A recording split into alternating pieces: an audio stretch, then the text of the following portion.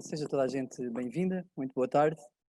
O meu nome é João Labrincha, mas na verdade venho aqui só muito rapidamente para vos apresentar o meu colega Ricardo Próspero, coordenador técnico e científico no Geota, e que vai fazer esta apresentação.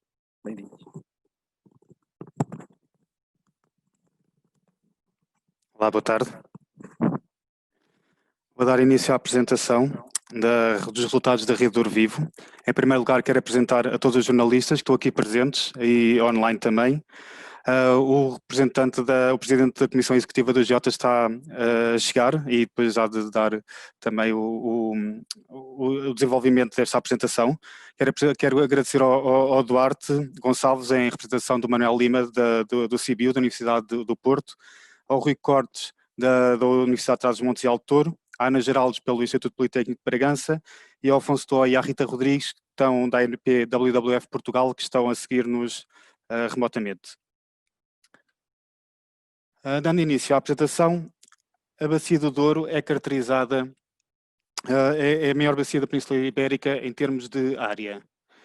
Tem 927 km, desde a nascente até à Foz, e tem uma área de cerca de 100 mil km², dos quais 20 mil são em Portugal e é, obviamente, um rio internacional. A parte portuguesa da bacia é composta por 30 sub-bacias, das quais todas têm barragens ou barreiras. A Bacia do Douro é das mais afetadas pela implementação da barragem e tem neste momento 57 grandes barragens. Vamos começar por dar conceitos-chave, neste caso de bacia hidrográfica. Nós chamamos a bacia hidrográfica ao que nós poderemos considerar o alguidar de um rio. É a área por onde escoa toda a água das chuvas que cai no solo e que são transportadas para o rio principal. A água transporta consigo sedimentos e nutrientes para os pequenos ribeiros e rios de menor caudal. Todos estes afluem no rio central e correm depois para o mar. Uma bacia em estado natural presta aquilo que são chamados os serviços de ecossistema, como a filtração da água, o transporte de sedimentos, a base das cadeias alimentares e são aquilo que nós chamamos a veia dos ecossistemas devido ao transporte de oxigênio ao longo da bacia. Servem de corredor para a circulação de espécies de rio e garantem a conectividade genética entre as populações de peixes, moluscos e grandes insetos e seus predadores. Para dar um exemplo de como funciona uma cadeia alimentar e de como a grande maioria começa na água, nos ecossistemas ribeirinhos, vemos aqui a grande base das cadeias alimentares dos ecossistemas montanhosos europeus. Os insetos constituem a maior biomassa nos ecossistemas. Em toneladas, representam mais matéria orgânica do que qualquer outro grupo. Nos rios, os grandes insetos depositam os seus ovos e passam em todo o seu ciclo de vida. Aliás, há a preocupação de que, com as grandes transformações na paisagem, muitas dessas espécies sejam comprometidas a longo prazo. Estes insetos põem milhares de ovos de cada vez, cerca de 1500. Este exemplo que vocês estão a ver, as larvas da libelinha vivem durante 4 anos dentro d'água, comendo pequenas plantas e pequenos insetos, até se desenvolverem na forma adulta que conhecemos. São das principais fontes de alimento nos rios. Aumentando a escala, temos os predadores e filtradores, como a truta marisca e o mexilhão de rio, que é filtrador. Estas duas espécies que vocês estão a ver, que foram acrescentadas, estão em risco de extinção. E, por exemplo, o melro d'água, que vive toda a vida no leito do rio, nidifica nas margens de pequenos ribeiros de montanha. Aumentando ainda mais a escala, temos o resto da cadeia alimentar. A alvéola cinzenta come as larvas de libelinha, que vimos há pouco, assim como a topeira d'água. Assim como a topeira d'água, por sua vez, é comida pela raposa. O barbo do norte e a boga do Douro, esta também em perigo de extinção, são ambos endemismos ibéricos e são também presas da lontra. Tal como o escal do norte, que vemos aqui em cima. E todas estas espécies que vocês veem com a bola amarela têm uma distribuição mundial restrita ao norte da Península Ibérica. São aquilo que nós chamamos de endemismos. A cobra d'água viperina come várias espécies de peixe e, por sua vez, é presa da água cobreira. Este é um exemplo extremamente sintético de uma cadeia alimentar. Vamos agora ao conceito de barreira, que é um elemento que fragmenta o rio conforme seja mais ou menos permeável. Nós chamamos permeabilidade e permeabilidade de uma barreira à capacidade que esta tem de circular, de permitir a circulação de águas e de peixes. Grosso modo, há três tipos de barreiras.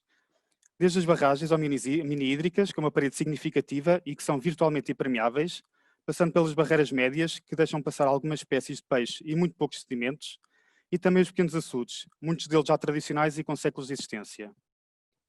Embora alguns açudes possam ter efeitos positivos em zonas mais secas e verões mais quentes, as barreiras colocadas em bacias como a do Douro têm geralmente efeitos negativos. Para além de quebrar os corredores de passagem das espécies e reter os sedimentos, a grande maioria das albufeiras criadas por barragens sofrem um fenómeno chamado de eutrofização. Damos como exemplo o caso que aconteceu recentemente com a barragem de Cedilho, em Espanha, na fronteira entre Portugal e Espanha, em que houve um caso extremo de formação de uma tampa de algas, desculpem. Neste caso, o que nós temos a ver aqui é uma massa de água, é uma ilustração de uma massa de água em estado natural e com boas condições. Existe oxigênio dissolvido, os sedimentos grossos estão depositados no leito da massa de água, existem poucos nutrientes, a água é límpida, existe um crescimento limitado de águas suspensas e elevada biodiversidade e plantas aquáticas. Esta segunda ilustração é de uma massa de água já eutrofizada. Existem sedimentos finos em suspensão, aumento de nutrientes, existe um aumento da turvação e o crescimento de algas suspensas. Existe uma redução do oxigênio e a perda de biodiversidade e das plantas aquáticas. Num caso extremo, uma barreira muito eutrofizada, a perda de oxigênio dissolvido leva à morte de peixes e moluscos por asfixia, elevada concentração de nutrientes, uma acumulação de detritos e algas mortas em decomposição e a uma água turva e com reduzida biodiversidade.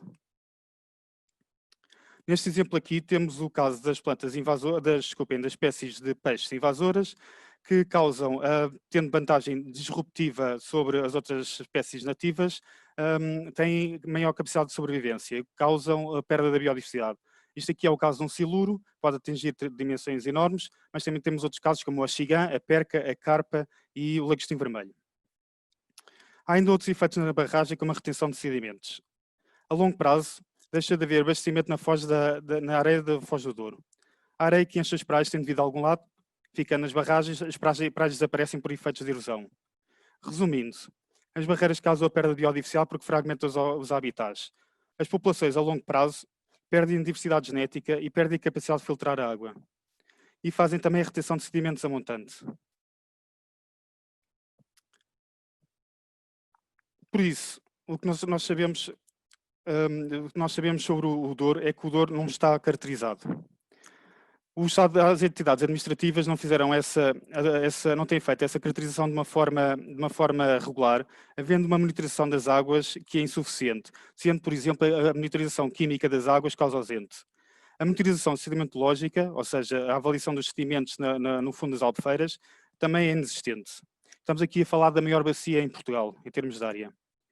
Desconhece o estado atual dos habitats e da biodiversidade e não sabe o número de barreiras nem o seu estado ou titularidade. Para os governos não tem sido uma prioridade conhecer os impactos acumulados da intervenção humana no território e na sua gestão. O desenho de uma estratégia para mitigar esses impactos e assegurar a qualidade da água e do ambiente e da qualidade de vida das populações, para além da segurança hídrica do nosso futuro. Assim, era urgente proceder à caracterização do território. Deste modo, a Rede Douro Vivo assumiu como missão saber como está o Douro. Deste modo, implica descobrir onde estão os nichos de biodiversidade que ainda restam, tanto em Portugal como em Espanha, identificar os que têm maior potencial para a preservação. Mapear e identificar a totalidade das grandes e pequenas barragens que existem na parte portuguesa da bacia, identificar o seu uso, medir o seu impacto e avaliar a sua pertinência. Compreender se, nos casos onde as barreiras são essenciais, há medidas que possamos propor que minimizem significativamente os seus impactos negativos, ambientais, sociais e económicos. Com este objetivo, formou-se a Rede Douro Vivo através de um consórcio de ONGs, académicos e juristas. Em janeiro de 2018, começaram os trabalhos e em maio foi lançada publicamente.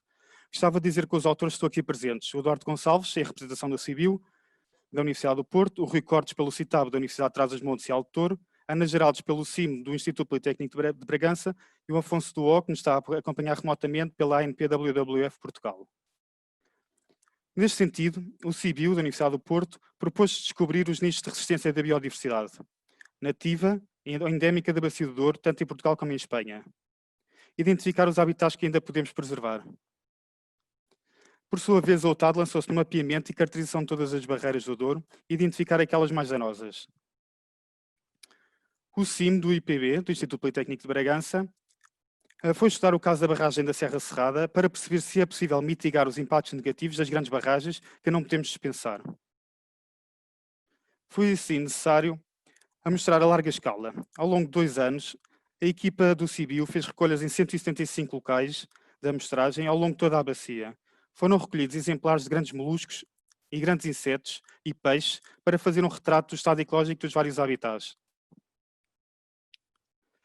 Foram também recolhidas e analisadas amostras de água para determinar o índice de qualidade dos habitats e o grau de impacto das atividades humanas. Foi também criada cartografia exaustiva para se poder fazer um retrato ecológico da bacia e devido a esta informação ficámos a saber que os melhores habitats das espécies de peixes nativas estão em Portugal, sobretudo na margem norte do Douro e nos territórios menos impactados. Que as espécies de peixes ameaçados ainda encontram refúgio, sobretudo no lado português da bacia do Douro. Onde encontramos maior número de espécies invasoras foi no troço principal do Rio Douro, nas zonas afetadas pelas grandes barragens.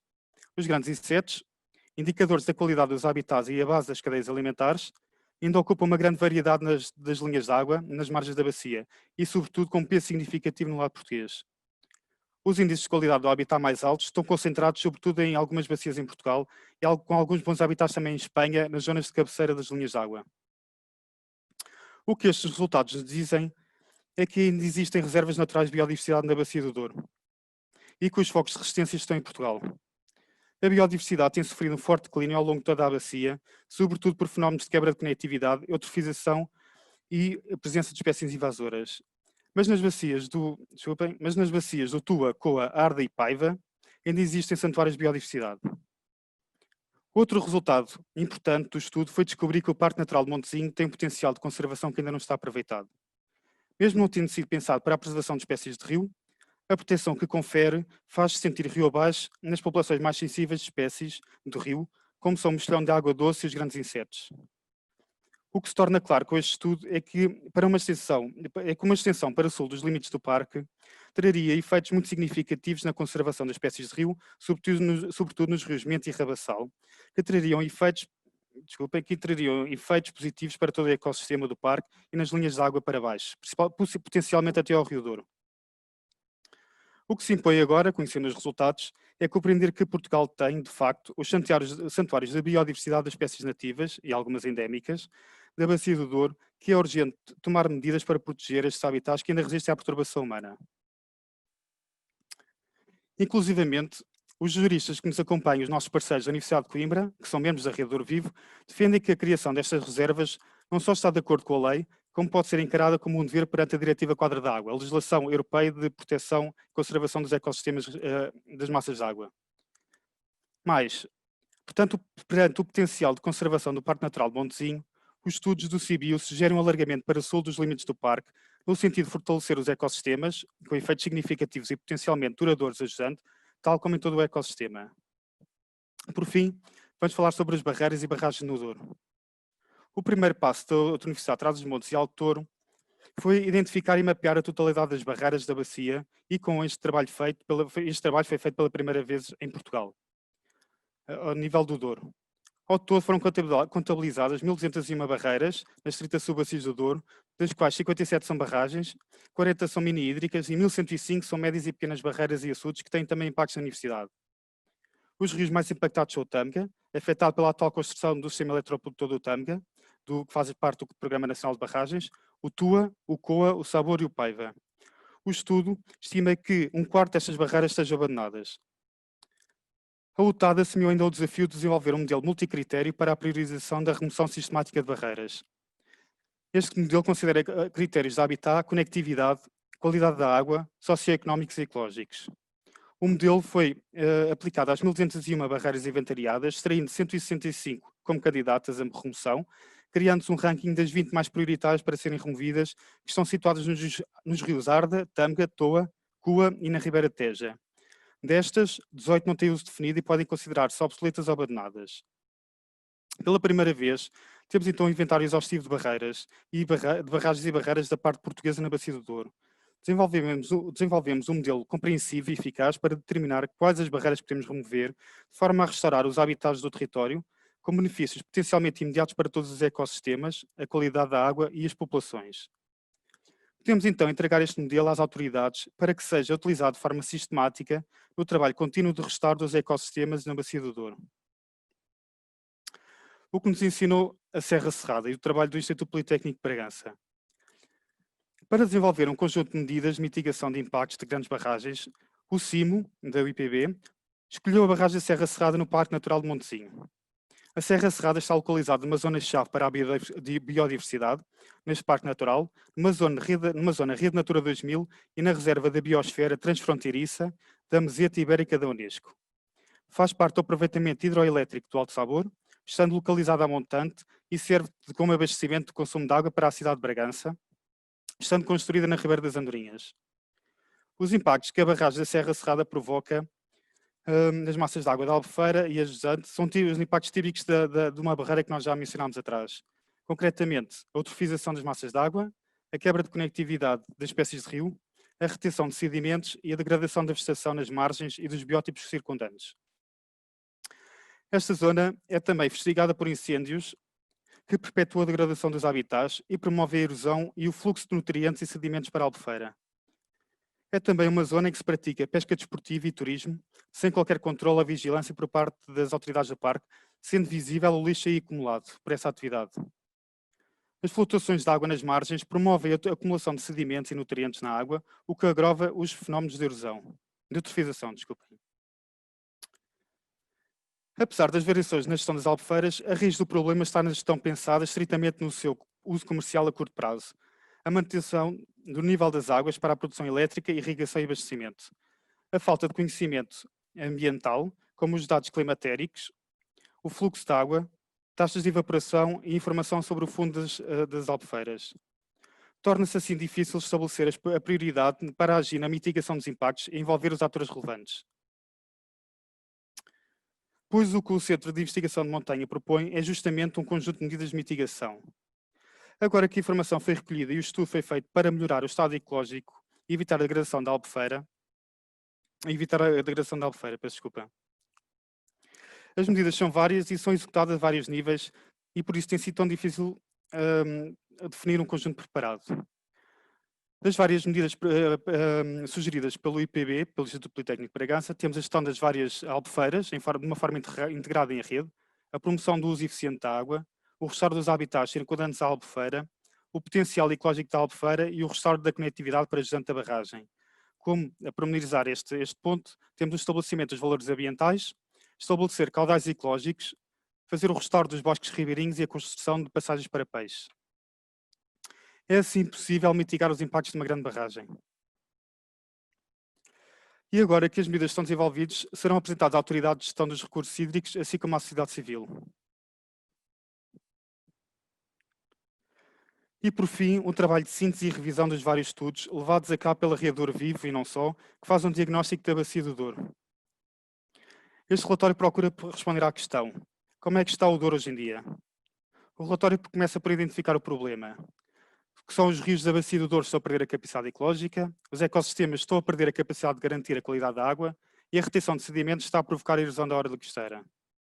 A resposta por parte das autoridades tem sido uma inclusão insuficiente das medidas nos planos de gestão da bacia hidrográfica, com uma execução muito reduzida, falta de enquadramento das medidas na legislação europeia, neste caso estamos a falar da Diretiva Quadro da Água, e não existe um impulso político que confira prioridade na implementação.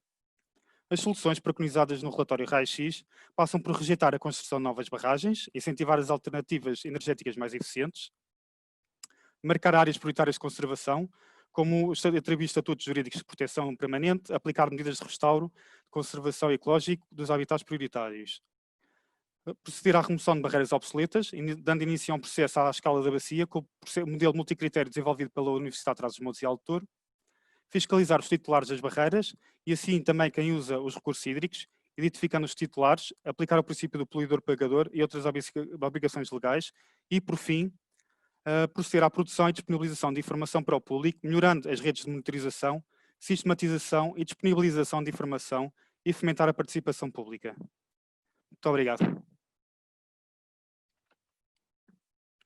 sei se querem proceder às perguntas. Eu pedia então que quem esteja online e pretenda fazer perguntas, eu vou neste momento ativar a possibilidade de que ativem o vosso som. Para quem está aqui presencialmente. Eu vou-me dirigir a vós para que possa ficar aqui gravado também, aqui com a câmera do telemóvel. Eu aproveito para dizer que todos os autores do estudo estão presentes, do CBIO, da IPB e da UTAD, tanto também o Afonso Togó, da WWF, remotamente, e também poderá estar disponível para responder a qualquer questão. Olá, boa tarde, da revista Visão. Portanto, um dos pontos que apresentaram é a questão, então, de não haver construção de novas barragens, certo? A produção das barragens é a principal fonte de energia renovável do país, não é? Portanto, como é que será possível, por exemplo, também chegar à meta da neutralidade de carbono em 2050 com as alternativas, portanto, sem construir novas barragens, com as alternativas eólicas?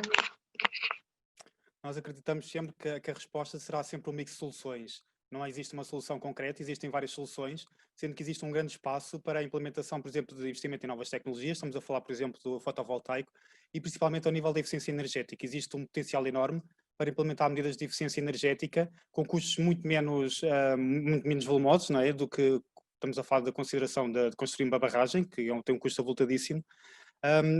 Implementar medidas de eficiência energética traria, primeiro, um incremento imenso na vida das populações, no dia-a-dia, no conforto das suas casas e dos locais de trabalho, e também podia favorecer tem potencial de poupança enorme, e nós acreditamos que, usando um mix de soluções disponíveis, que é possível atingir os objetivos de necessidades energéticas do país. Ana Brazão, também do Giota. Precisava para fazer uma pergunta, porque foi pela primeira vez mapeado o número de barragens que existem na bacia hidrográfica do Douro em Portugal. Isso, tanto quanto eu sei, já estava feito para outras bacias. Comparativamente, o Douro tem muitas barragens, tem menos barragens. Como é que nós podemos ver 1.200 é muito, é pouco, é o ideal? Nós consideramos que será sempre um número muito elevado. Estamos a falar que em Portugal já estavam ventiladas 8.000 barreiras, mais 1.200 é um número bastante significativo, tendo em conta que estamos a ocupar só uma única bacia hidrográfica. É, portanto, um número bastante importante e relevante, e além do mais, nós sabemos que os planos de gestão da região hidrográfica caracterizam barragens através da sua dimensão, havendo uma lacuna muito grande ao nível toda da quantidade existente. Portanto, isto vem colmatar toda a informação que as autoridades administrativas dispõem.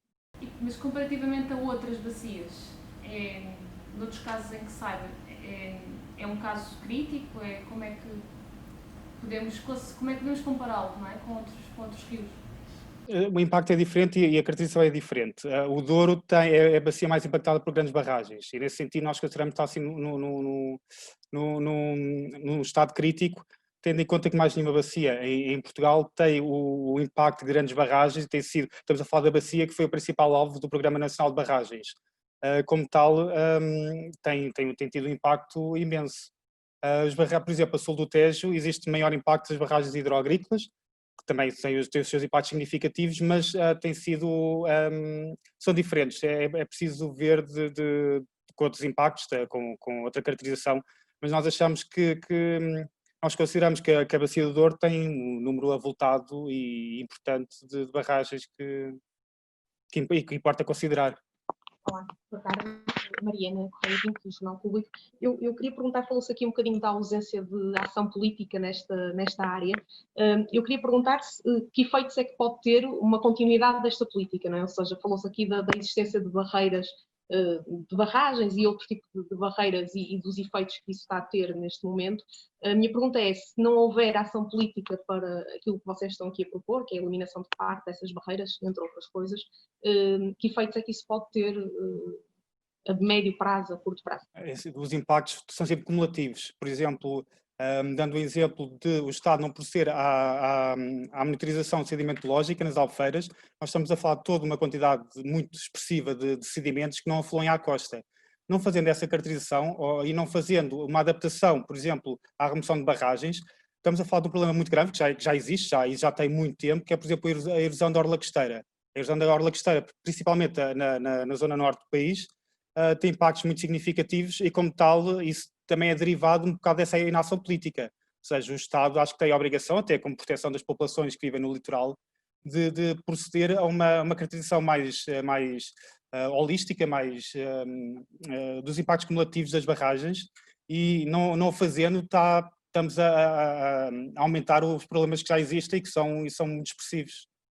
O objetivo depois disto também será sempre fazer pressão sobre as entidades governamentais para usarem, para se aproveitarem do nosso trabalho, porque nós vamos partilhá-lo de qualquer maneira, e esperemos que seja um trabalho producente e que seja depois uma mais-valia para que o Estado possa proceder a esse planeamento.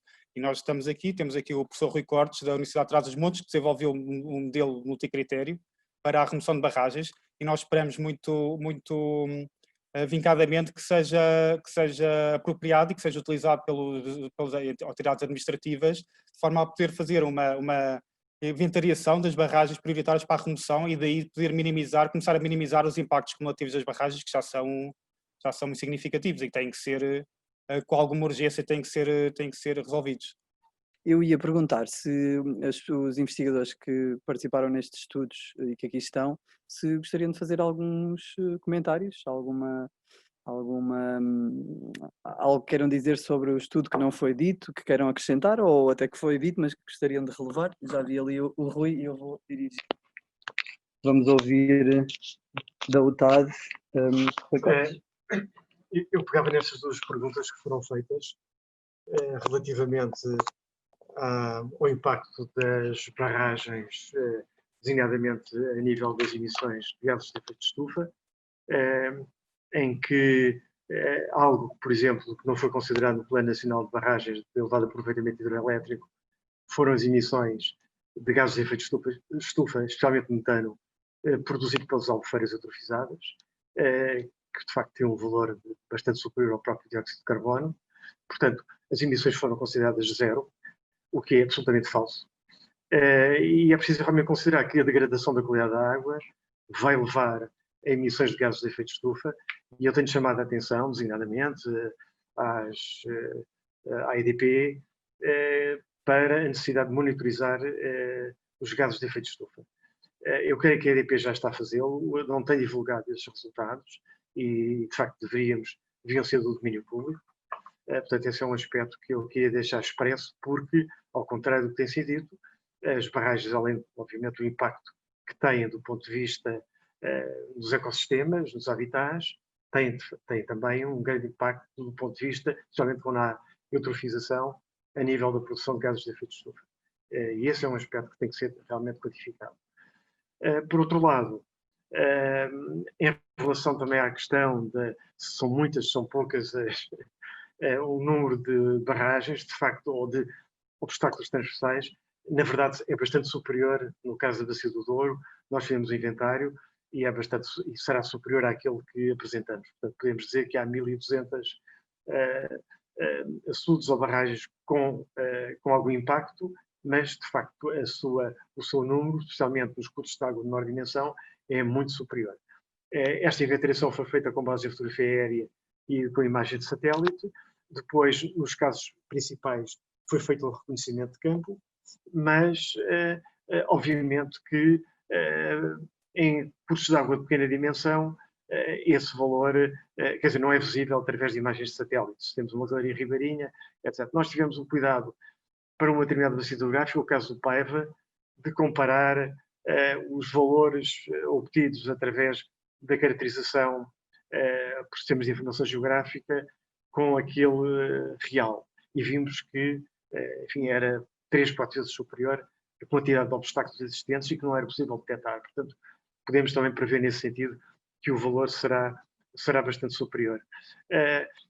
Relativamente também à questão que impacto é que este tipo de estudos que foi feito poderá ter as suas consequências políticas, eu creio que tem havido uma preocupação por parte, nomeadamente, desta rede Indocar, do GEOTA, de que as entidades oficiais tenham conhecimento desta informação. Designadamente, neste caso, a RH do Norte, a Administração da Região Hidrográfica do Norte. Nós, inclusivamente, apresentámos em fase dos novos planos de bacia, no caso da Bacia do Douro, portanto, elementos tendentes a diminuir a fragmentação. Portanto, queremos que estes aspectos sejam incluídos nos novos planos de bacia, que estão neste momento, a terceira geração está neste momento em elaboração. Portanto, participamos na discussão pública, demos os nossos contributos, portanto, queremos que esses elementos sejam, de facto, integrados a nível de planeamento, o que não tem acontecido. Aliás, nós mostramos, na reunião que tivemos com a Administração da Região Hidrográfica, que, de facto, depende, portanto, da Agência Portuguesa de Ambiente, que a importância que tinha de se obter este conhecimento a nível de fragmentação, até para melhorar o estado das nossas massas de água. O que é fundamental a nível da diretiva quadro da água. Nós temos que melhorar, estamos muito atrás daquilo que é exigido em termos da melhoria da qualidade das massas de água. Apenas 40 e poucos % cumprem esse valor. E uma questão essencial, em termos de melhoria da qualidade da água e dos habitats, é efetivamente a melhoria da conectividade dos cursos de água. E, portanto, sob esse ponto de vista, nós queremos que esses elementos sejam incorporados e tenham, de facto, enfim, sejam recebidos pelas entidades políticas com especial relevância. Eu aqui, enfim, não quero prolongar aqui a minha intervenção, mas também dizer que sou membro do Conselho Nacional da Água. A pedido do Ministro do Ambiente, há alguns anos atrás, o Conselho elaborou uma metodologia tendente a definir quais eram as barragens prioritárias a serem removidas, mas não houve qualquer continuidade. Portanto, esse tipo de estudo serviu, de algum modo, para mostrar, na altura do licenciamento das novas barragens em construção do Tâmega, serviu para mostrar que o Ministério do Ambiente estava preocupado com esta questão. E daí esse grupo de trabalho que foi criado, etc. O estudo, na prática, ficou na gaveta. Portanto, até hoje, já lá vão 3, 4 anos, não teve qualquer continuidade. Portanto, eu creio que este trabalho, para uma bacia específica, onde do lado espanhol já há muita informação e não havia do lado português, vai, creio eu, pelo menos, acordar as entidades políticas responsáveis. Obrigado.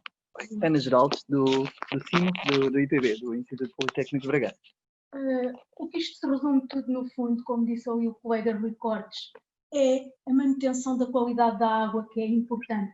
Nós vivemos num cenário de alterações climáticas, vivemos num cenário, portanto, se nós não cuidamos destes ecossistemas, não vamos ter um dia água, porque a manutenção da qualidade da água depende da manutenção destes ecossistemas. As pessoas às vezes podem perguntar porquê estamos preocupados com os grandes insetos que vivem num rio, porquê estamos preocupados com os peixes que vivem no rio.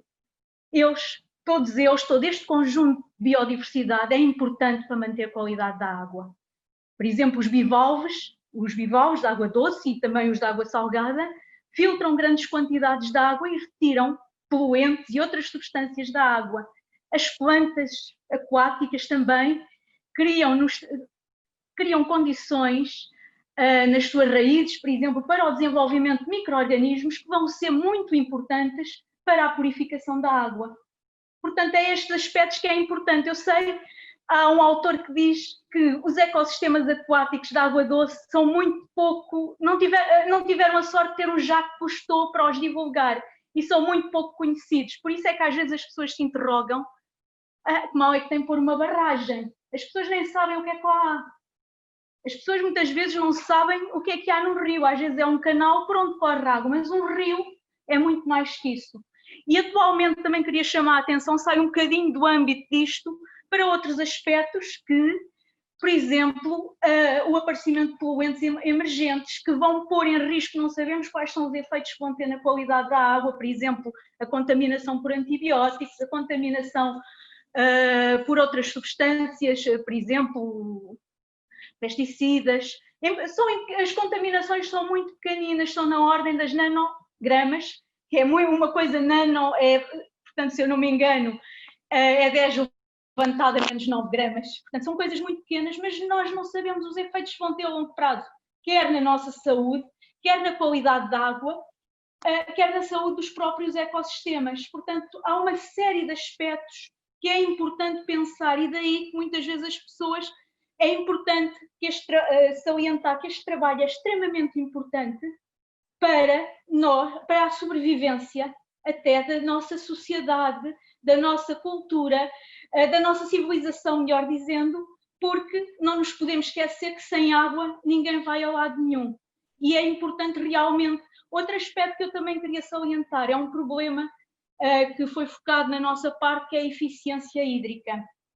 A utilização da água, atualmente até a própria União Europeia defende, há dinheiro para isso, que é como é que nós vamos reutilizar até a água, retirar substâncias que são consideradas poluentes, mas se as soubermos utilizar, esses poluentes podem ser matérias-primas noutras circunstâncias. Portanto, há uma série de aspectos que é muito importante, e a parte da eficiência da água é. Eu vejo muito desperdício de água, que faz falta nos ecossistemas. Nós podemos dizer, eu quero água para regar, muito bem, mas temos que pensar, temos que manter o que está nos ecossistemas para mantermos a qualidade da água. É estes aspectos que eu gostaria, que às vezes os senhores jornalistas não estudaram biologia, não estudaram ecologia, e é isto que eu queria deixar para a comunicação social, que a conservação dos ecossistemas, todos eles, mas estamos aqui focados nos ecossistemas dos aquícolas, é extremamente importante para a sobrevivência da nossa civilização. Sem água, não temos indústria, não temos nada, não temos comida e todos esses aspectos. Pronto, era isto só que eu queria chamar a atenção. Obrigada.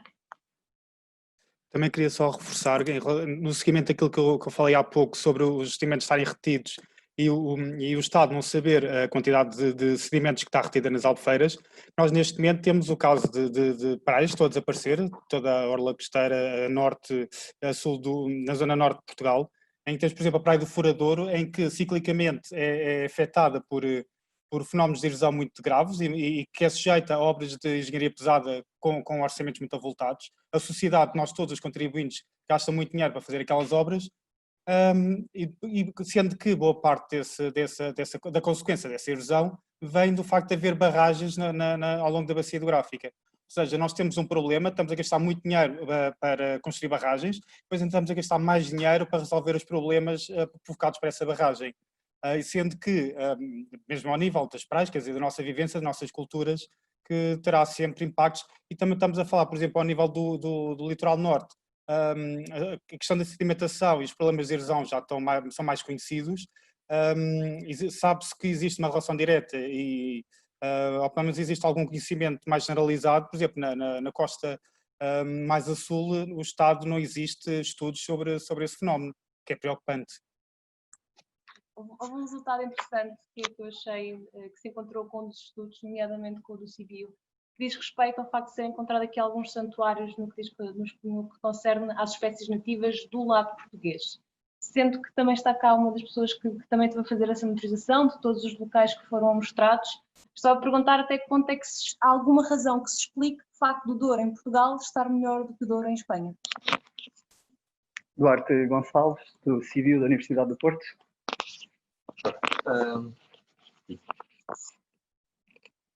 Os impactos que existem na bacia, devido ao tamanho e à área geográfica da bacia ocupa, são muito variados. A disponibilidade de água varia conforme a região da bacia, a topografia também é variável, e há zonas que estão sujeitas naturalmente, mesmo sem ter em conta a grande atividade humana, a mais ou menos stress hídrico. No caso da parte da bacia que está do lado espanhol, junto ao troço principal do rio, o que acontece é que é uma região onde há muita agricultura intensiva. Ou seja, é uma região já quente de si, e onde há uma utilização de água muito intensiva. E, devido a isso, as zonas que estão mais reguladas acabam por ser também mais afetadas em termos biológicos. Não só a utilização da água, mas também o facto, e aí muito mais ligado ao fenómeno de barreira, é a presença de espécies invasoras. As espécies que são introduzidas por via de pesca recreativa, por via de transporte de águas de lastro, por aí fora.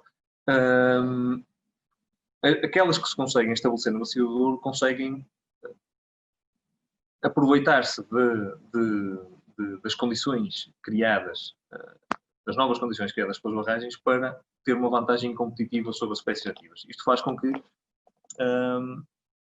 as espécies que naturalmente existem nesta região, ao longo do tempo, deixem de existir. Portanto, estamos, por exemplo, no caso do Malfeiro, uma zona de rio que seria mais movimentada, teria mais oxigênio e por aí fora. A partir do momento em que passa a ter uma barreira, a temperatura da água muda, o nível de oxigênio da água muda, a turbulência do rio é alterada. Isto pode criar condições para que espécies como por exemplo, os siluros, que foram mencionados há pouco, prosperem. Ora, se estas espécies, se há um impacto muito maior de utilização de água para consumo, para a agricultura, por aí fora. Juntando a isto a alteração das características físicas, químicas da bacia. Juntando a isto as espécies invasoras, bom, isto basicamente faz com que as espécies que seriam expectáveis de serem encontradas ali deixem de ser encontradas. E por isso mesmo só as encontramos nos trechos mais a montante, em zonas mais perto das cabeceiras. E no caso de Portugal, devido a estar mais ajusante, devido a diferenças topográficas, devido a ter a estar mais, não quero dizer, o facto da pressão sobre os recursos hídricos ser menor, ou seja, ainda ser menor, pelo menos, faz com que ainda haja condições apropriadas para a presença de espécies nativas. Agora, se de facto não houver ação por parte das entidades responsáveis e continuarmos a aumentar o número de barragens e aumentar a pressão sobre os recursos hídricos por aí fora, naturalmente que o estado em que estas secções do rio se encontrarão num futuro médio, daqui a um par de décadas, será muito mais similar àquilo que observamos no lado espanhol junto aos torres principais do que o estado mais bem conservado que podemos observar hoje em dia.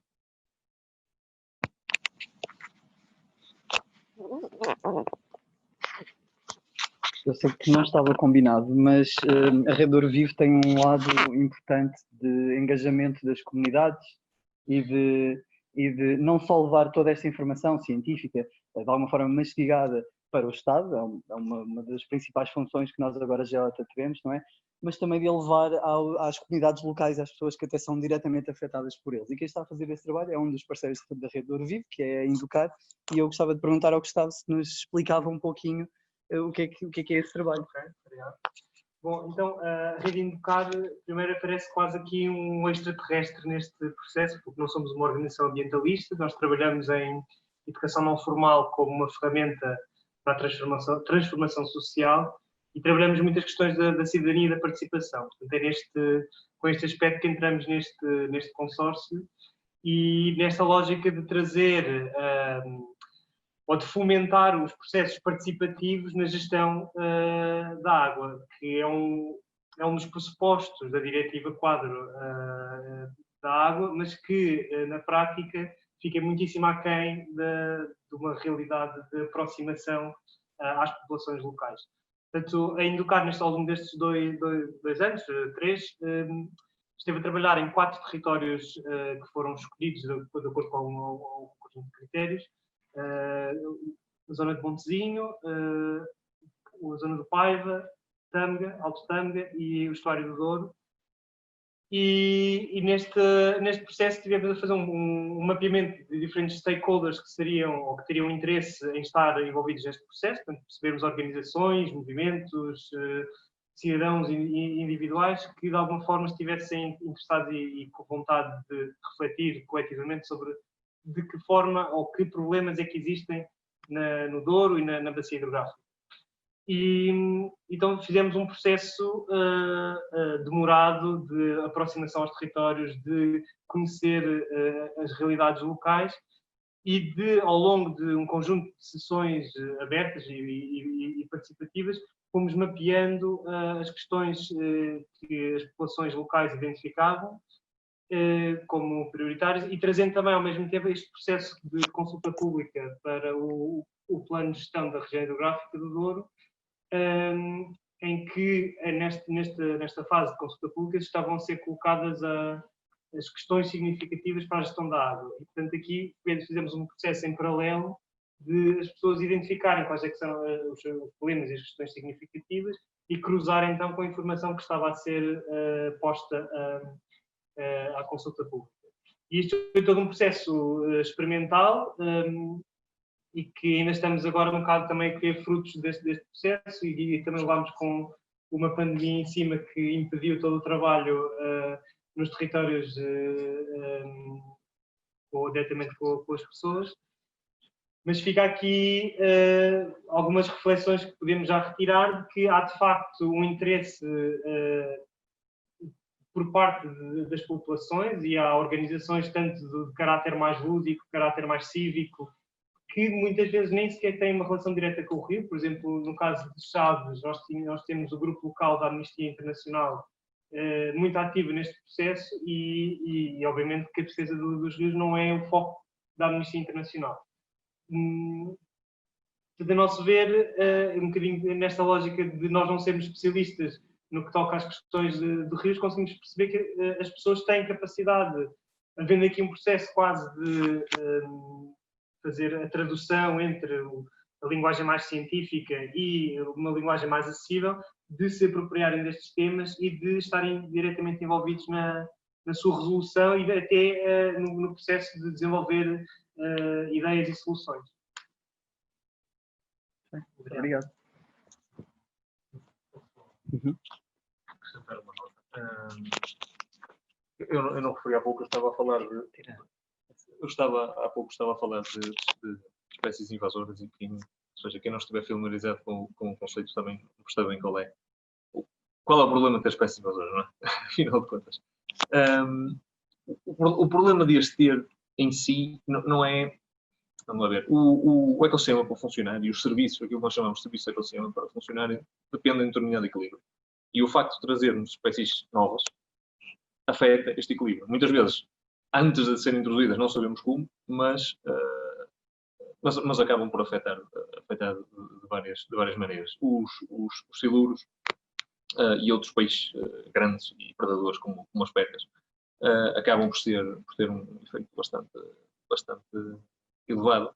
Mas esses são os casos conhecidos, mas há outros casos e no fundo o problema é que alteram o equilíbrio do ecossistema de maneiras muitas vezes imprevisíveis.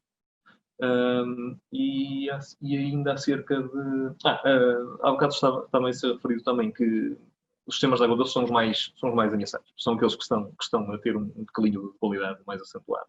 E o nível de desconhecimento é tal, só para terem noção, hoje em dia ainda estamos a descrever espécies novas, desconhecidas pela ciência, na Bacia do Douro. Portanto, estamos no 2020, não é?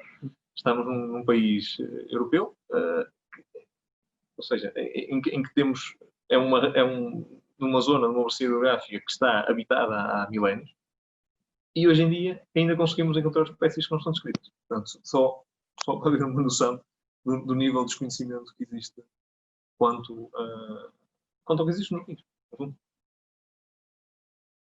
Sim, Afonso, podes intervir. Ok, boa tarde a todos. Obrigado. Desculpem, obrigado, João.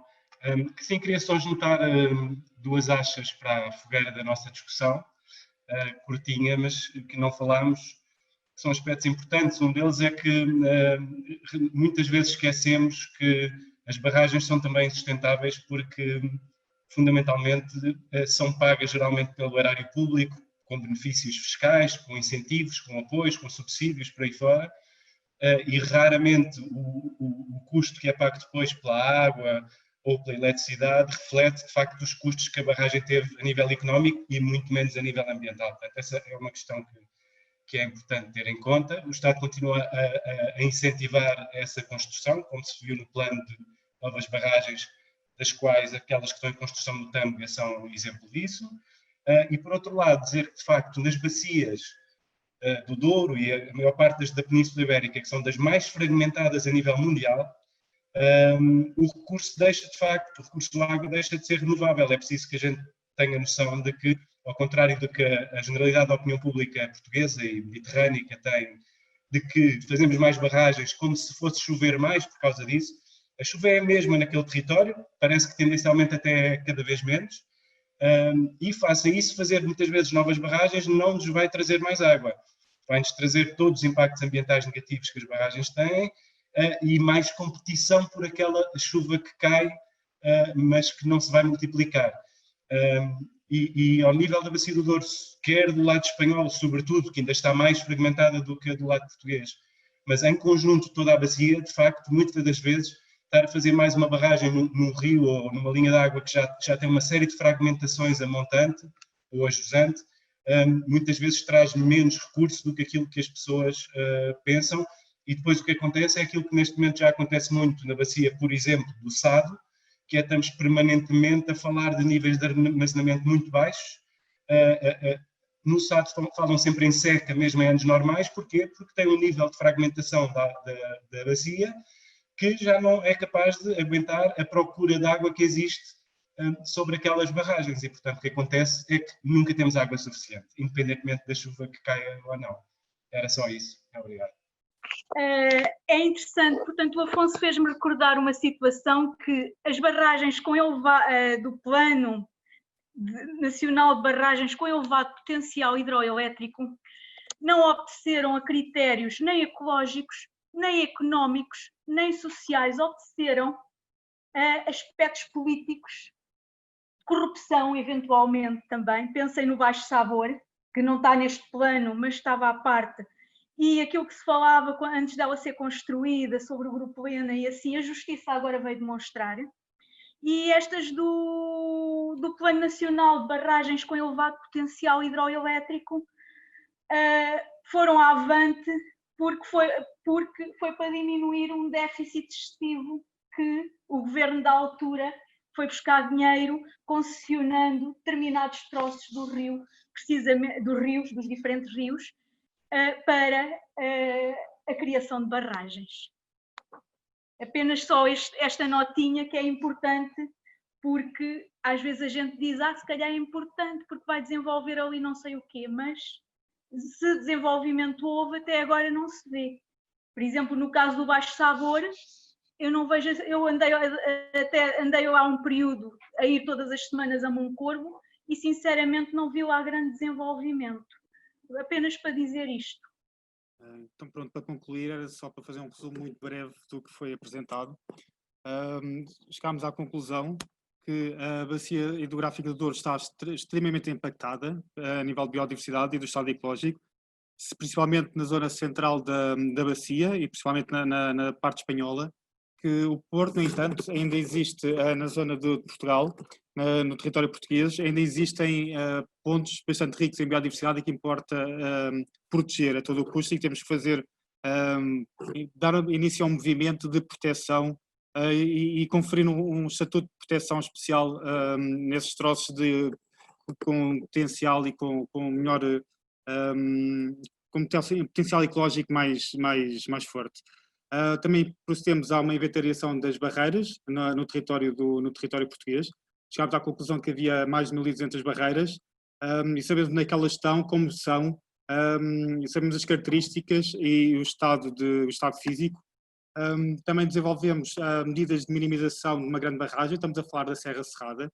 Sabemos que é possível mitigar algumas medidas através de um conjunto de propostas e de intervenções à escala da bacia, na envolvente da bacia.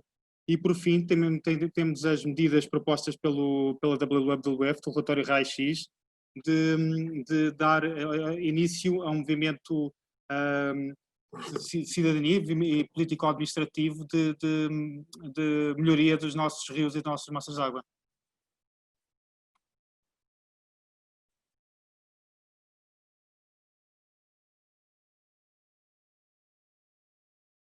Então, para quem está aí online, vamos encerrar agora a sessão e convido para vir aqui João Dias Coelho, o presidente do GEL.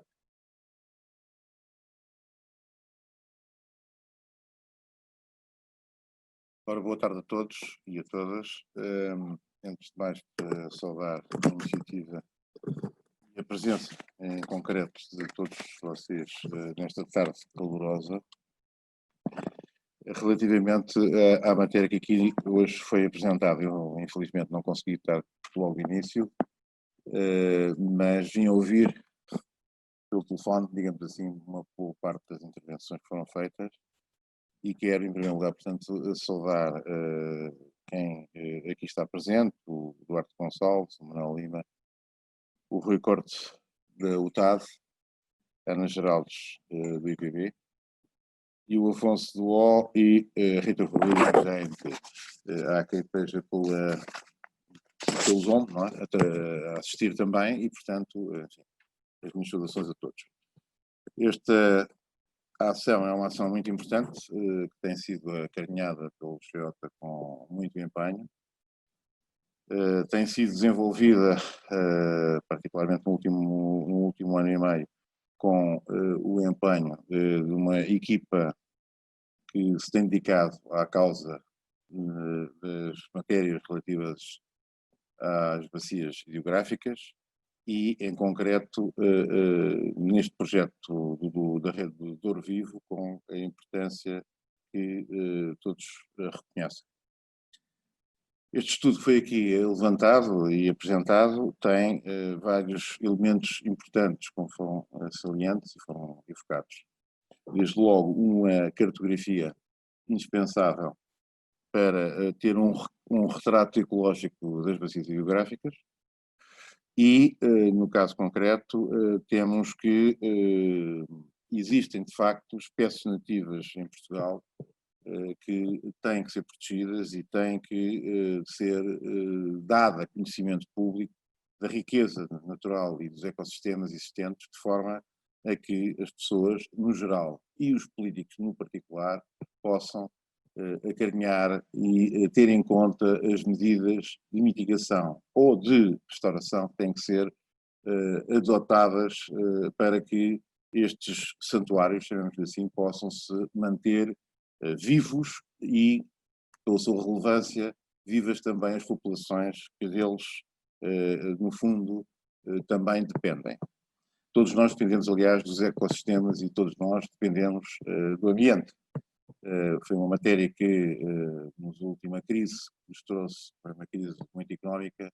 Os temas do ambiente foram, em parte, afastados, muitas vezes, da premência e da obrigatoriedade que têm, porque são transversais a quaisquer políticas que se possam fazer.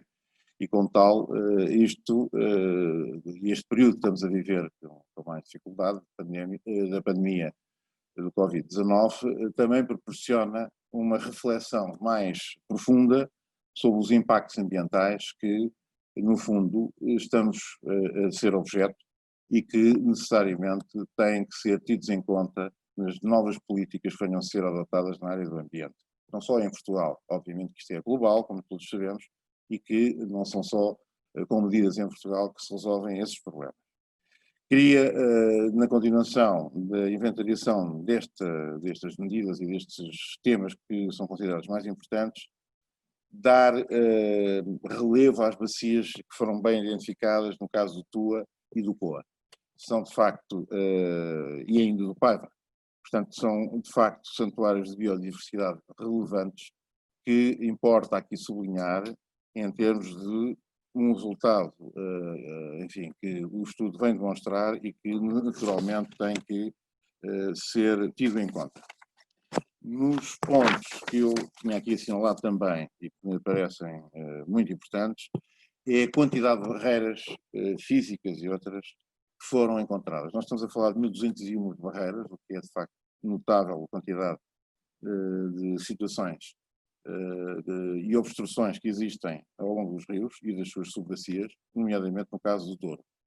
E 50 destas barreiras, estamos a falar de barragens, aliás, já foi aqui focado, o problema das barragens, nem sempre a construção, como se julgam.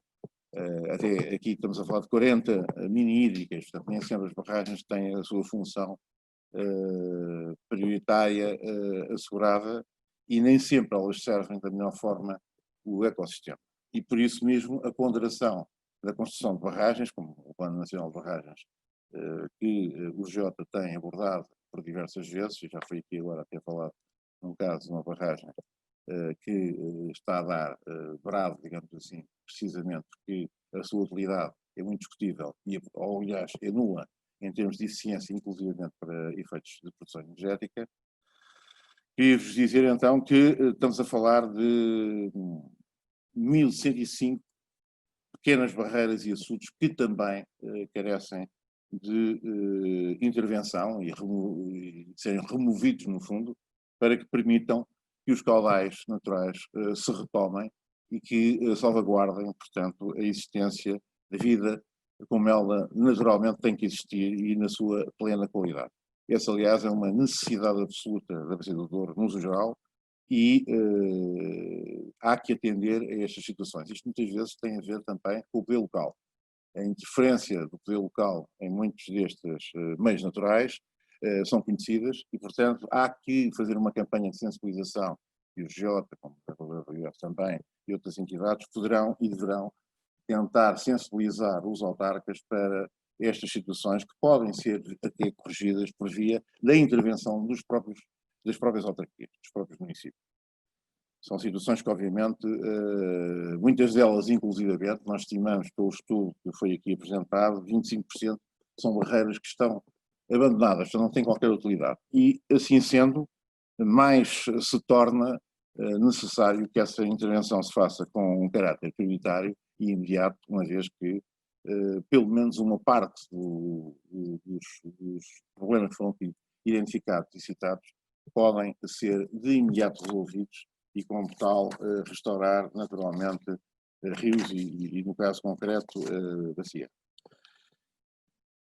Mas, desculpem o cansaço, porque eu tive que fazer uma viagem um bocadinho de corrida e o calor, como possam imaginar, é bastante elevado. De qualquer forma, queria deixar-vos aqui claro e saudar toda a equipa envolvente, a Ana Brazão, o João, o David, enfim, todos os que têm, de alguma forma, empenhado ao longo deste tempo e na organização deste evento, uma vez que ele teve que ser apresentado aqui no Porto com alguma dificuldade e com alguma rapidez, porque, como sabem, nesta fase não é fácil organizar eventos com público participante e conseguimos isso, penso eu, de uma forma muito bem, muito boa, num local, aliás, muito aprazível, com uma pista fantástica. Aliás, a zona do Porto toda ela é fantástica, mas esta vista sobre o Douro necessariamente faz-nos enquadrar bem todos os temas que foram abordados e todas as situações que foram aqui referidas. E espero eu que tenha servido como alerta. Sei que vai ser um trabalho que tem que ser feito, no fundo, numa intervenção e numa campanha de sensibilização, que é um pouco porta a porta, é um pouco o esforço de cada um de nós que revela os problemas e que evidencia as necessidades de intervenção política ao mais alto nível e também ao nível local, como há pouco referi, e que nós temos que necessariamente estar motivados para este tipo de trabalho. É um trabalho, a maior parte das vezes, voluntário, é um trabalho que exige tempo e nem sempre os decisores estão com tempo para analisar este tipo de situações que são muitíssimo mais graves do que às vezes se supõe ou são descritas mesmo na comunicação social. Há situações muitas vezes ocasionais que, pelo seu impacto relativo, não têm, enfim, as evidências públicas que são necessárias, daí que sessões como esta têm que ser, obviamente, recriadas em outros locais. Sessões como estas, e com a participação também de quem decide, têm que ser desenvolvidas. É para aí que o GEOTA tenciona caminhar, cada vez mais interventivo, cada vez mais questionando as políticas como estão ou não estão a ser realizadas, num sentido construtivo, num sentido de mudar mentalidades e num sentido de nos envolvermos todos nos projetos. é uma situação que muitas vezes em Portugal não existe, que é a participação cívica, é limitada, muita gente critica, apresenta ideias fora dos sítios próprios, nomeadamente vamos ter agora a ocasião de podermos todos também nos pronunciar, não queria deixar de falar sobre ele, sobre o plano de recuperação económica para Portugal 2030 e que obviamente é decisivamente importante para o nosso futuro, particularmente numa altura em que os investimentos têm que ser ponderados, todos eles, todos eles. Os investimentos públicos têm um custo, particularmente quando não são ponderados. Não é? Isto agora, não obstante estarmos a falar sobre esta matéria do Douro Vivo, lembrar-me da questão do aeroporto do Montijo, que estrategicamente para a área metropolitana de Lisboa é um dos assuntos que necessariamente tem que ser reponderados.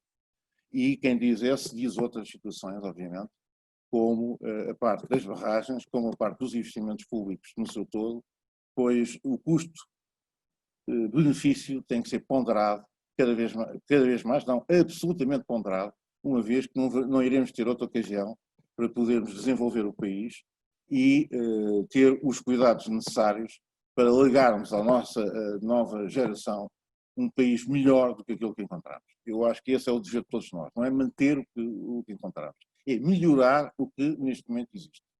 E, portanto, o desafio que eu vos queria aqui deixar em jeito de término, e para não alongar demais, é exatamente esse, é o empenho, é a dedicação, é a vontade, é o entusiasmo. E o entusiasmo é que consegue mobilizar e fazer, às vezes, mover montanhas. Portanto, o desafio que fica é para todos vós, e com o nosso empenho conjunto, conseguirmos discutir as matérias, apresentá-las com a seriedade e com os estudos científicos e técnicos adequados para que se tornem contributos decisivos para as decisões políticas que vão ser tomadas.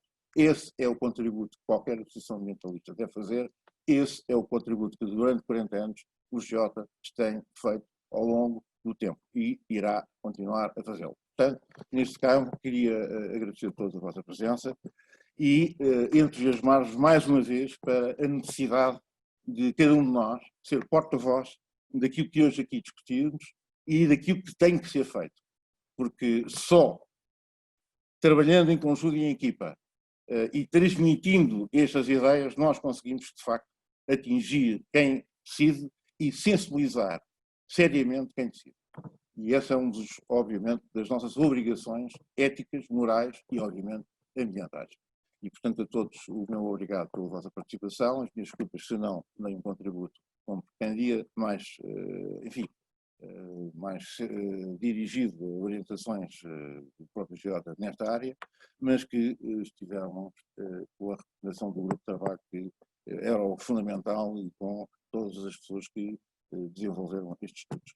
Obrigado a todos e que tenham uma boa tarde e acompanhar-nos também, é um convite que eu vos fazer, em nome também da organização, para um porto de honra, que é aquilo que neste momento iremos ter. Muito obrigado a todos e até breve, porque vamos continuar a trabalhar todos em conjunto. Muito obrigado.